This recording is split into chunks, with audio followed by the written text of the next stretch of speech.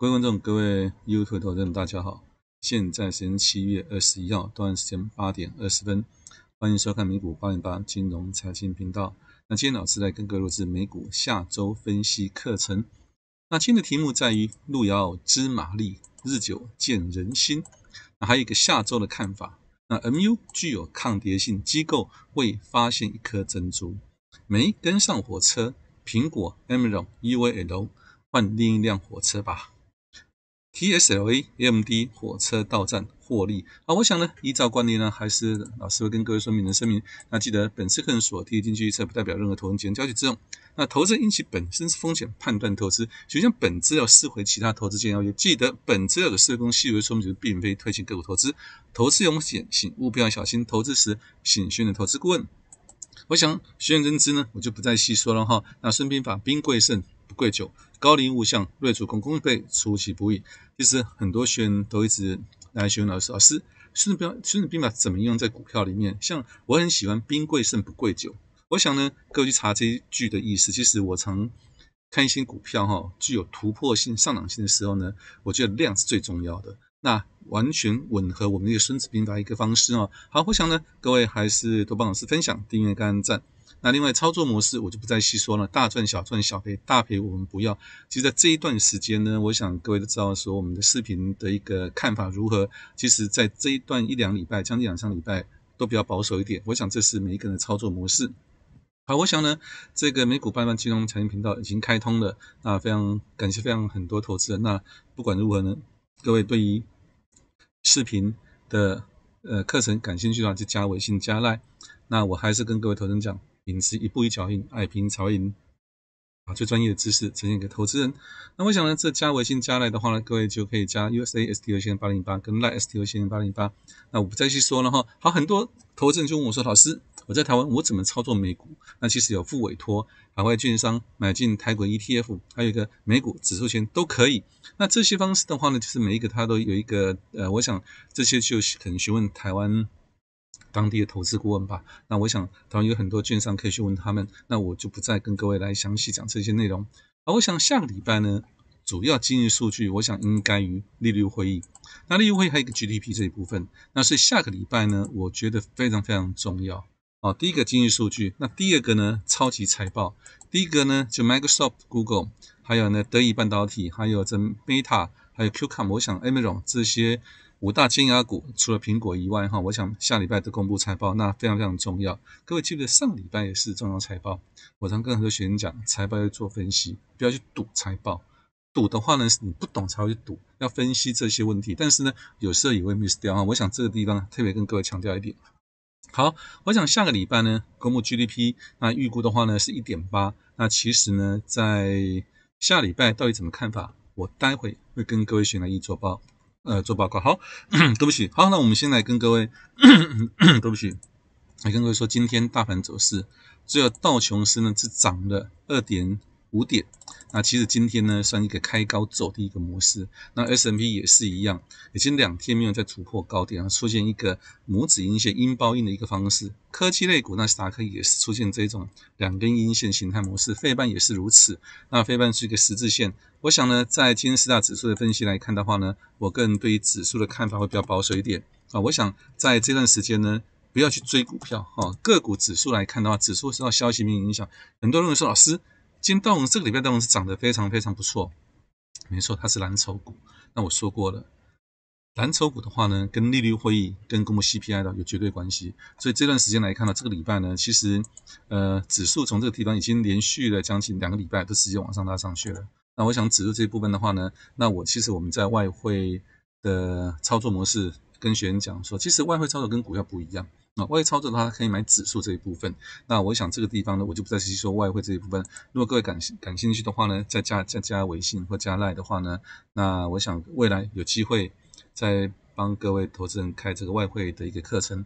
好，另外一档股对不起，另外一指数的话 S&P 500指数，那也是500指数的话，它已经2天没办法突破高点了那以目前来看的话，我觉得还是要8大尖牙股很重要。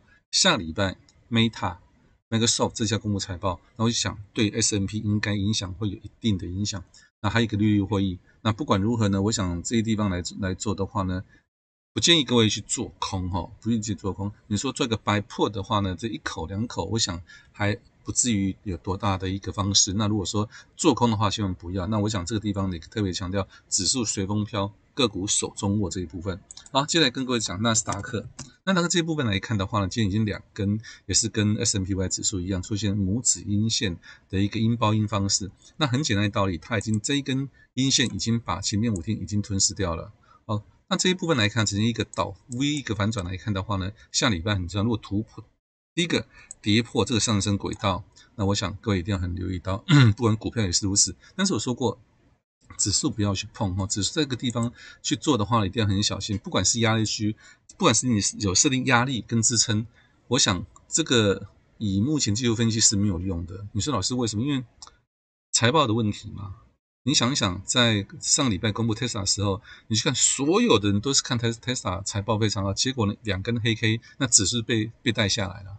所以这个地方我建议各位不要去用技术分析去看股票，你一定会失真的哦。指数这一部分，那个股的话不一定。好，另外一个费半来看也是一样，费半的话呢，费半看法也是如此，已经跌破了。但是说费半最主要4大指数呢，费半是一个很重要的一个领头羊，支撑不能破。我们说过，原本这是一个 M 头，但是呢，它一个生存，它突破上去，这就变一个 W 底了。但不管如何呢，它上升轨道没有变啊。我想没有变的话呢，基本上趋势就是如此。那除非跌破的话呢，我想这部分一定要很小心。那不管在 S&P 已经连续1次、2次、3次，这第4次没有跌破了哈。那我想这个地方，我觉得一定要看利率会议跟财报的问题。那这个地方呢，我不建议各位去重压一些股票。其实呢，有些股票涨多了，它会必须拉回做修正。好，我想4大指数在跟各位分析完之后呢，那很多人说老师下礼拜看法。那下礼拜看法的话呢，我个人会觉得比较不这么乐观哈，因为主要是利率会议跟这个 GDP 的一个方式。因为 GDP 如果公布完不错的话呢，势必会带动美元升息的一个方式。但是很多人说，这是最后一次，可是不要忘记哦，上一次5月份也是这样说哦。所以呢，我个人觉得这个地方要尊重它的趋势，不能用利率会议来判断股市的涨跌啊。我想这个地方很重要。那讲以趋势为一个最主要一个方式。好，我想今天是跟各位讲这个指数这一部分哦。好，接着来跟各位讲我就不再画这些东西。那这个是费半。费半其实在上礼拜呢，我已经把这个线形画，可以去看一看老师上个礼拜所画的哈。这是一个矩形，连续3次的话，我想这个地方呢380我想是一个高点哈。我想今天在这一段已经往下做修正了，所以费半这个地方来看的话呢，我建议各位还是小心啊。你说老师，那我去做 SQQ 或做其他，我是不建议做这一步，什么 SOS 我不建议做 ETF。做 ETF 的话呢，其实除非你自己本身对于股市判断你有这个决定性。不对，是止损点，要不然的话呢，以我个人经验，在这个行业已经20几年的话，我个人觉得宁愿不去碰啊。很多人是认为说绝对没有问题，但是到实际上来看的话呢，问题都很多哈，所以我建议初学者就不要碰那些 ETF 了。好，接着来跟各位讲今天的大盘，对不起，讲个股。那第一股票你看 Tesla， 我想 Tesla 呢，在上个礼拜在公布财报之前呢，我们跟学员我把所有 Tesla 过去财报跟期权里面的隐含波动率跟它的一个 open interest 来跟各位做分析。那我判断是说，后来我们是觉得做 buy put 这一部分，那去连续2根哈。其实今天呢再破的话呢，我个人觉得你想想看哈，在这是6月7月份的时候，所以6月份7月份所买的人全部都套牢了，你想想这些全部都套牢区，你看这有聚集多少能量套牢区这个地方。当初呢，在这个地方我们也跟说过了，这是一个新的套牢区，但是呢，它因为财报的问题直接拉高。我说拉高没有量，小心；拉高没有量，小心。我想呢，量价背离就这个地方跟各位投资人讲哈。我想这个地方我们讲很多遍，其实在7月份跟各位投资人讲 Tesla 看看就好了哈，看看就好。就buy put这一部分来看的话，我看空这一部分来看的话，其实下礼拜会怎么样？如果说照正常的一个方式来看，你这一次是一个 M 头。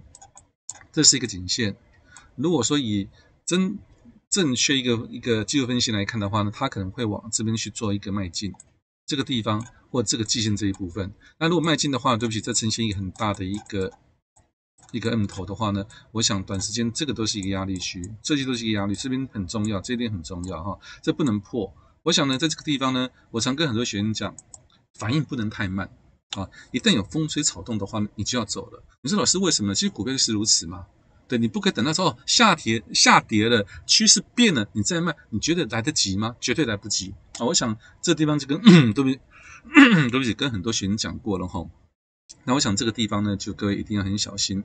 好，我想呢，这个是 Tesla，另外一档股票呢，我再跟各位讲，我想另外一档股票是 AMD。AMD 在过去之前，我们在上礼拜讲了很多遍了哈。第一个，很多人说这个CEO 到台湾，所以到台湾股票一定会涨吗？谁规定的？啊，我想在上个礼拜我跟各位说过，然后很多学员老师做一个摆布没有问题，它会去往下跌。还有一个，撇开这种消息面来看，这是一个窃喜嘛。如果楔形如果形成的话呢，那这一段的幅度呢是这一段的幅度嘛？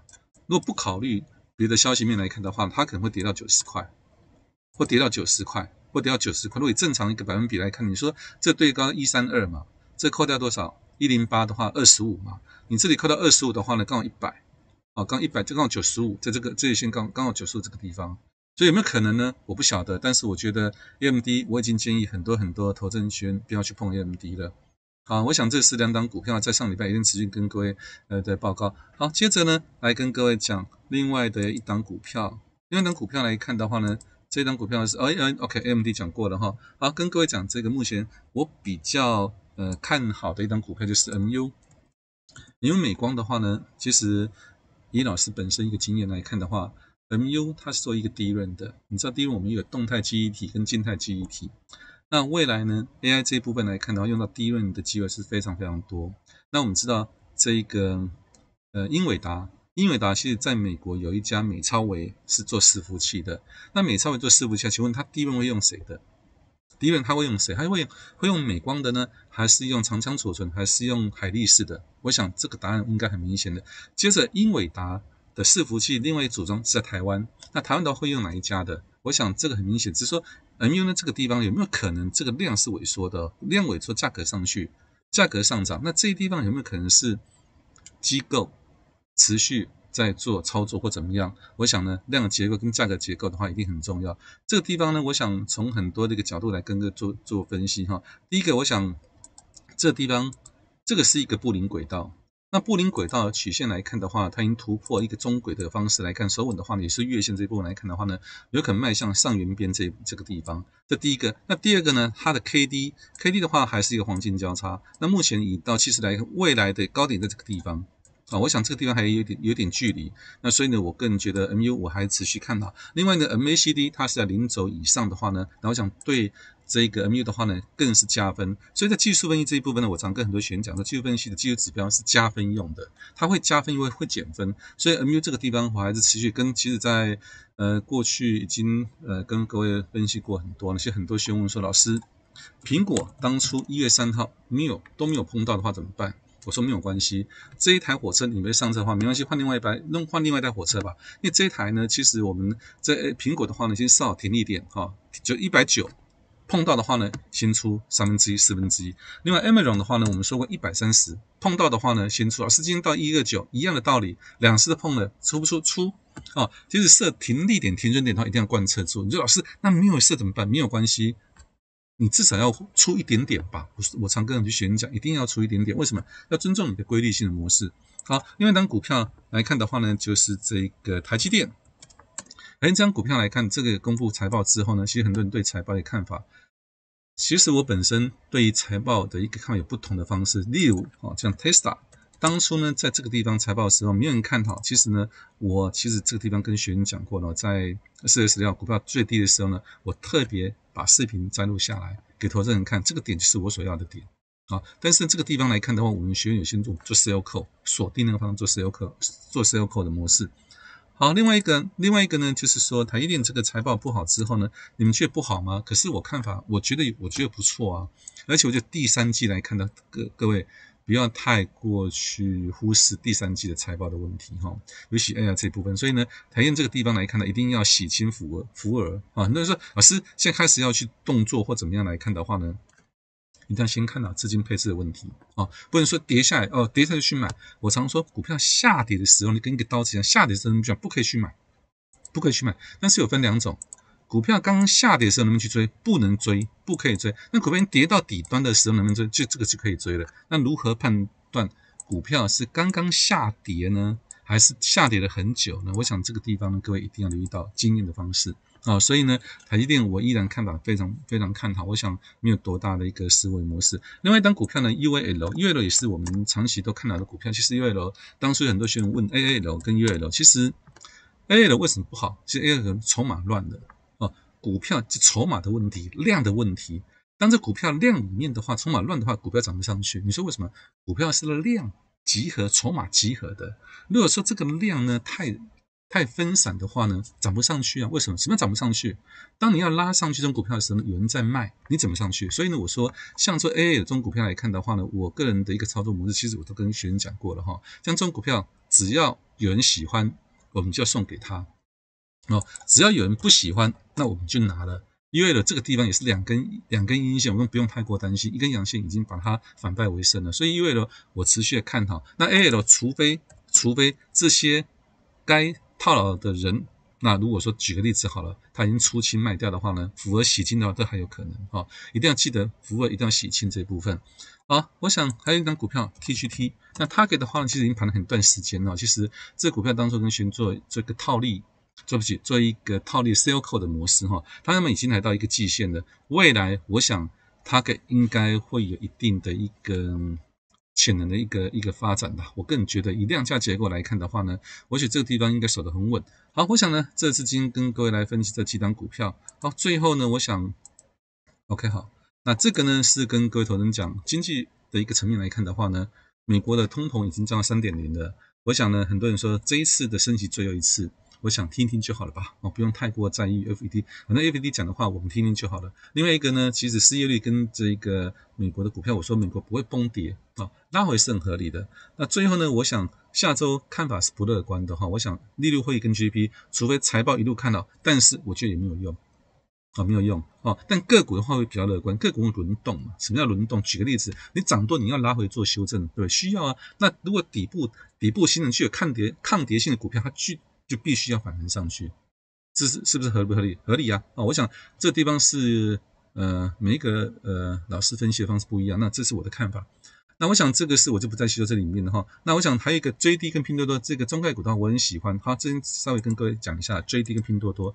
JD 跟拼多多这个股票来看的话，筹码一定稳定为什么？其实它量并不是很多，一定稳定。还有拼多多也是一样。那很多人会问我说，老师，那一个 NI， 其实 NI 以前过去我很喜欢的，但是我跟各位说过一件事情。这一天拉高的时候呢，千万不能去追，不可以去追不可以追。你追的话呢，你就等着解套还有一档股票 UNH 也是一样我想这一天都告诉各位学员的，所以你现在买的话呢，现在已经获利。为什么呢？你去看这一段最多成交在500块以上，500块以上。我给各位投资人看这5分钟线图你去看这5分钟线图。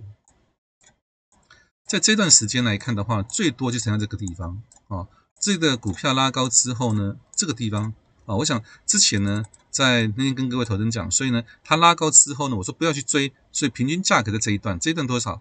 将近499 500到这段时间504，所以这一段最多套牢区。好，那目前来看的话，有没有赚钱？其实没有获利，所以这一段是新的套牢区了。各位记得股票不要去追啦，你去追它，也许最末端可能几块钱让你获利，但你要小心。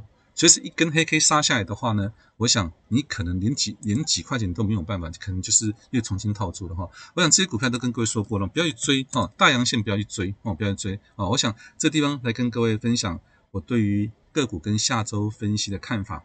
好，那最后呢，我想呢就 OK 这是我们明天早上先各位讲，像我们明天的期权课亚洲地区跟美亚地区，明天是最后一堂课那8月份会先暂停，9月份的话会再开新的期权课程。如果各位投资者感兴趣的话，可以加微信加赖。那这个呢是我们明天上课的一个跨式套利模式这些都已经整理好了。那这个上周的话是教各位 sell put 这一部分。那我想呢，这个也是一样，各位如果感兴趣的话，等下一次我们会在开新班的时候呢，各位再来跟这个客服联络一下。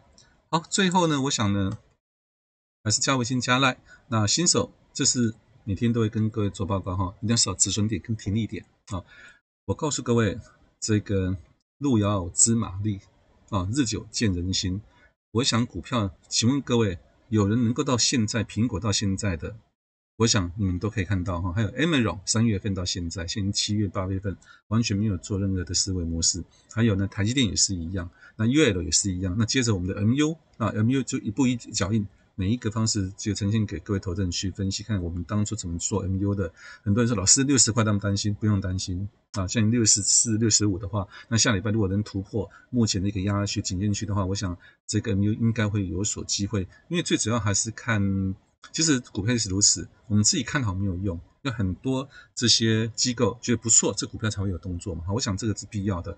那我想呢，模拟操作，其实很多人不懂什么模拟操作。其实美国很多券商有模拟账号可以操作的话呢，为什么模拟操作你的操作不好？你怎么操作真实账号呢？好，那我想呢，这个808没有群也没有 Discord 的，那8条自我规律，投资的目的，你要记得什么叫投资目的？你要赚钱，然后风险控管要控管好。然后落袋为安才是投资获利的目标。现在很多投资人，你不要去追高，落袋为安最主要的停损机制才有反败为胜的机会。好，我想呢，这个最后呢，巴菲特人气我取要跟赢家就是趋势哈，在车上奔跑是没有用的。那免得生命投资应该自行评估、自行负责。那最后呢，感谢各位投资人收看，那预祝各位投资人周末愉快，不要忘记多帮老师分享、订阅跟按赞。老师呢，今天就跟各位讲到这地方 ，OK，拜拜。